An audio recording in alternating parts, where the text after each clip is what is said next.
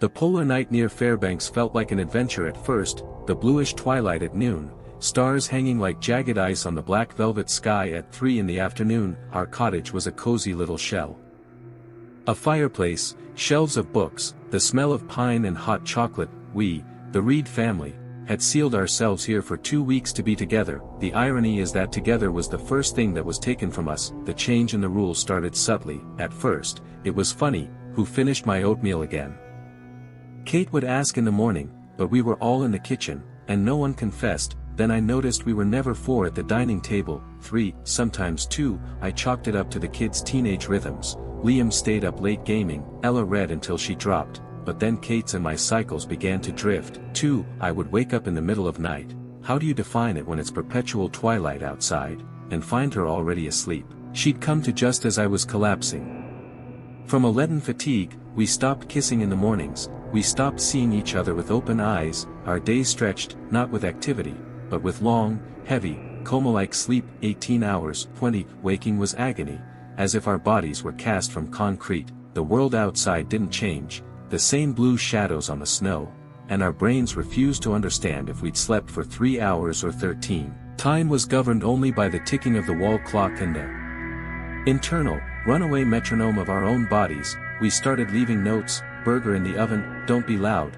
Dad sleeping, love you all. It was toxic help, an attempt to maintain a connection in isolation that only highlighted our disconnection. And then the notes became strange. Ella's reply to my good morning, Princess, was scrawled in a hurried, angular hand I didn't recognize. Good not here, quiet. Liam, who always drew funny faces, once left a blank sheet covered in one word, written with a pressure that tore the paper. Listen. I set up an old laptop camera by the fireplace, pointed at the living room, set it to motion-activated recording. On my next morning, I reviewed the clips and I saw the silent witness to our private apocalypse. At 4:17 a.m., what meaning did these numbers hold anymore? Ella walked into the frame. She moved slowly, dragging her feet. Her eyes were closed, her lips moved, but the camera caught no sound. She went to the bookshelf, ran her hand along the spines, then swept a vase of dried branches to the floor. It shattered. She didn't flinch. She turned and walked back into the dark hallway. Later, at 11:52 p.m., who decided if this was day or night? Liam wandered the living room, also with closed eyes. He stopped in the middle of the room, raised his head as if sniffing the air, and whispered something into the dark. I turned the volume to maximum. The whisper was thick, slurred. There at the perimeter, waiting for the signal. We weren't just out of sync, we were possessed, by our own switched-off consciousness, by our sleeping bodies, now host to something else. The peak of the horror came when all 4 of us woke up simultaneously. It was a miracle in itself, as if 4 separate gears suddenly clicked into unison. The room was unnaturally bright, not from the lamps. The light poured from outside, flickering, bluish-white, cutting through the blizzard. We rushed to the windows. The forest around our cottage was full of lights, dozens, maybe hundreds of cold, white points. They weren't scanning or searching, they just moved, slowly, methodically, in complex patterns through the veils of snow, like patrols, like a procession. No silhouettes, no engine sounds, just the lights, floating in the pitch dark and blizzard. They surrounded us, and they were silent. We're packing, now, I said hoarsely. Panic, crystalline and pure, finally pulled us together. Without looking at each other, we threw things into bags. We were running from that light. The car started on the first turn, a blessing. We skidded onto the back road, sinking in snow, carrying the oppressive silence with us. I turned on the radio to drown out the hammering of our hearts. Regular songs played, then they cut to an emergency broadcast, repeating an emergency warning from the US Geological Survey and NOAA, a powerful X-class solar storm, which reached Earth's magnetosphere 72 hours ago, is causing severe geomagnetic disturbances at high latitudes. Expect communication disruptions, power grid irregularities. The public is advised. The announcer paused, his voice growing cautious. A separate advisory for remote areas of Alaska. Anomalous ionospheric readings have been recorded. Medical officials report possible temporary neurological effects in sensitive individuals. Circadian rhythm disruption, sleep disorders, collective hypnagogic hallucinations. Repeat. The phenomenon is considered temporary and attributed to geophysical anomalies. Collective hallucinations. The words hung in the heated car. Kate grabbed my hand. We exchanged a look, an explanation, scientific, logical, a solar storm, biological clock failure, mass hysteria from isolation and darkness. It was the ultimate toxic help, an official explanation meant to soothe, and it did, for a minute. It gave a name to what had happened to us, but made it impersonal.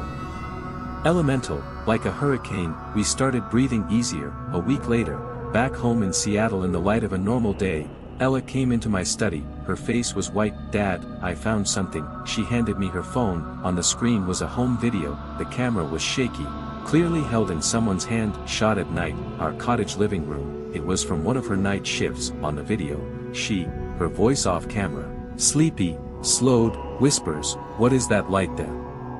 Camera approaches the window, blizzard, and in the blizzard, no more than 30 feet from the house, is a clear, motionless figure, human. Too tall, too thin, it just stands, facing the window, illuminated by the glow of those wandering lights. The video cuts out, then a final frame appears, a black screen with a text overlay that shouldn't be there. The text wasn't added by Ella, the font was plain, system default. "They are waiting for us to fall completely out of rhythm, then they will enter." I looked up at my daughter, her gaze held no comfort from the scientific explanation, only pure, undiluted terror. "The solar storm ended long ago, our sleep cycles are back to normal, but sometimes, when all four of us are in the same room and an awkward silence falls, I catch myself thinking, did we truly wake up at the same time that morning in the cottage? Or is this just another turn of the cycle, and in a moment, one of us will blink a little too slowly, their eyes closing only to open again as something else, observing the rest of us from within our own warm, safe home?" An explanation was given, but it only explained the mechanism, it didn't answer the main question. What exactly, having used that mechanism, was watching us from the forest? And is it waiting for the next storm, the next glitch in our rhythm, to finally step forward from the blizzard? The silence of the mountains before sunrise is a specific sound. It's a resonant, icy void, broken only by the crunch of my boots on the crust and the steady growl of the snowcat. My job is to turn the chaos of a night's snowfall into perfect, velvet feasts for Aspen's wealthy guests. I love this order. I love leaving behind neat, parallel lines. The morning after that storm, I was the one who broke the order. I'd just headed on to Black Arrow, the steepest run, when the beam of my headlights carved a circle out of the darkness, perfect, as if drawn with a compass, about 30 feet across, and along its perimeter, at perfectly spaced intervals, skis protruded from the snow, 12 pairs, thrown tip down, at a sharp angle, as if slammed into the ground from the sky, wooden, old, with cracked varnish and leather bindings, the kind no one had made in 50 years. I killed the engine. The silence that fell was oppressive. I walked over the snow around. It was virgin smooth, no tracks, no prints, no drag marks, nothing. The circle was a scar on the perfect body of the slope. The skis had just appeared. An unsolvable barrier lay before me, cold and mute. I pulled one out. Underneath, just packed snow, no trap, no base. I stabbed it back in. The sound, a dull, creaking click, was unbearably loud in the quiet. I removed them all, piled them up by the snowcat, wrote it off as someone's elaborate, stupid prank, maybe the guys from the other slope, but I felt uneasy. The next morning, the circle was on Bluebird, the family run, again, 12 pairs, different models, but from the same ancient era, again, no tracks. I checked the cameras on the nearest lift. There'd been a blizzard overnight. On the recording, just a white veil, but I'm a technician to my core. I dug into the settings, maxed the contrast, slowed it down 100 times, and I saw the silent witness, at the peak of the snowfall. Exactly at 3:17 a.m., the snowflakes over the area where the circle later appeared didn't fall, they hung suspended, for 2 full seconds, and not just chaotically. They arranged themselves into a clear, rotating pattern, complex as a crystal lattice. Then the pattern broke, and the blizzard resumed, as if space itself had crystallized for a moment to let something through, then turned fluid again. I got truly scared. I dug through the old iron safe in the office where they keep yellowed papers, found a stack of the local newspaper from 1959, and an article, 12 members of Snow Eagle Club missing in sudden blizzard on Marathon Peak slopes, search called off after a week, equipment not found, a photograph. 12 smiling men and women in that same old gear, with wooden skis. There were 12 of them. It was history's toxic help, it gave an answer that was worse than any inexplicability. This wasn't a prank, it was an echo, and it knew my schedule. On the last night of my 2-week shift, I barely slept. At 4 a.m., I looked out the window of my cabin at the base. The moon broke through the clouds, flooding the slope with cold blue light. And I saw it, the circle, right in front of my porch. 20 paces from the threshold, skis stood in the snow like a palisade, and in the center, in the most prominent spot, lay a single ski pole, old, bamboo. I went out, the frost gripped my face. I picked up the pole, a rotten leather tag was tied to its grip, the kind of cloakroom check they used to give out. The numbers were faded but discernible. 12, I turned it over. On the back, in a nearly illegible pencil scrawl, was written, "They found us, now it's your turn to look." The blood froze in my veins. They found them, but they, who? And what does look mean? I stood in the icy silence, clutching that pole, and understood I had become part of something, a chain, a ritual. I had been appointed the next one. The next night, even though my shift was over, I went out, on purpose. I started the snowcat, but not for work. I drove it into the very heart of the blizzard that had settled over Black Arrow. I didn't know what I was waiting for, maybe to see those 12 shadows, maybe for the snowflakes to hang again. I turned on the radio. Tuned to the service channel, it was always silent. At first, I heard only white noise, then, a faint sound, as if from under a thickness of ice, laughter, distorted, layered over itself, as if several people were laughing at once, and then a voice, clear, metallic, stripped of anything human. "Welcome to the patrol, Jake." The radio crackled and died. I sat in the cabin, staring into the white mash beyond the glass. The fear receded. In its place was an empty, chilling understanding. The circles never appeared again. I do my job, I groom the slopes, but now I know what this order, these perfect lines, are really for. They aren't for the skiers, they are markings on a giant map, and I am its keeper.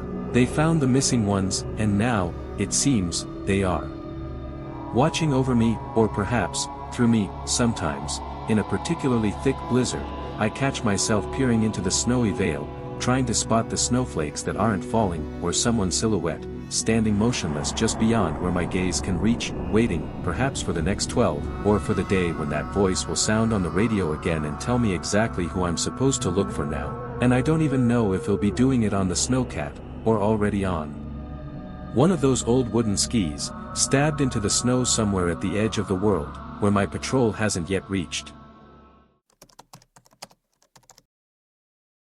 The ice storm in the Green Mountains isn't weather, it's a state of being. Everything the rain touches turns to crystal. Branches, power lines, roads, my house, my glass and wood fortress on the outskirts, became a perfect trap. I was glad for it. No calls, no temptations of the city, just me, the fireplace, and my stubborn, unfinished manuscript. For the first 2 days, the silence was a blessing. On the third day, the silence was broken by my own technology. The notification on my phone chimed with the same serene melody as always. Raising living room temperature for guest comfort. I froze, my fingers hovering over the keyboard. Guests. I opened the smart home app. The temperature graph for the living room, which was always set to a steady 66°F, showed a confident climb to 74. Next to it, the motion sensor icon blinked. Detected.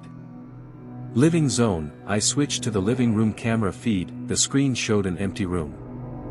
Sofa, bookshelves, a blanket neatly folded in the corner, everything in its place, but beneath the camera thumbnail hung another icon, the weight sensor embedded in the sofa cushion. It read 187 pounds, an ice colder than what coated the windows locked my joints. I stared at the number, 187 pounds, the weight of a full-grown adult, sitting on my sofa, right now. But the camera showed nothing. An unsolvable obstruction had taken root in my home. I wrote it all off as a glitch, moisture, a frozen antenna. I manually reset the temperature, rebooted the sensors. An hour later, a new notification came from the smart fridge. Order placed, delivery.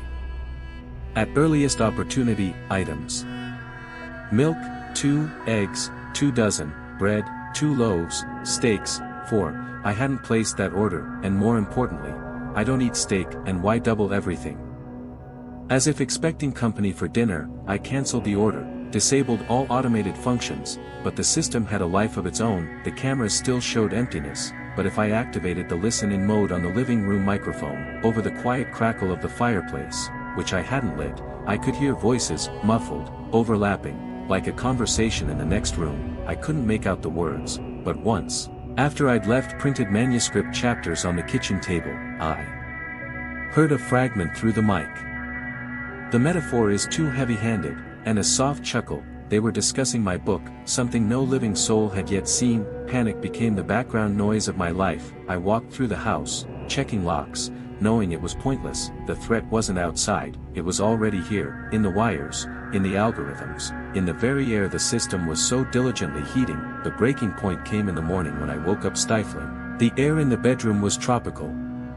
Humid. I looked at the thermostat on the wall, 79F. But I'd set it to 70, I walked closer. It was an old model, with a physical dial. The dial had been turned. On it, over the dust I hadn't wiped for weeks, was a clear, fresh fingerprint. I recoiled and sat on the bed, and then I saw it, on my pillow, on the left side that was always empty, lay frost, not just a film, but a complex, raised pattern, a clear, detailed impression, the imprint of a head, with a depression where a cheek would be, a bulge where an ear would rest. Someone had slept beside me, someone cold, someone my system was so stubbornly trying to warm. It was toxic help in its purest form. Technology meant to safeguard my peace was methodically preparing my home for new, uninvited residents, and I was their caretaker. I couldn't take it anymore. My sanity was stretched taut as a wire. I went down to the basement, to the concrete, earth-smelling womb of the house, and without a second thought, I yanked the main breaker down with all my strength. A click, an absolute silence,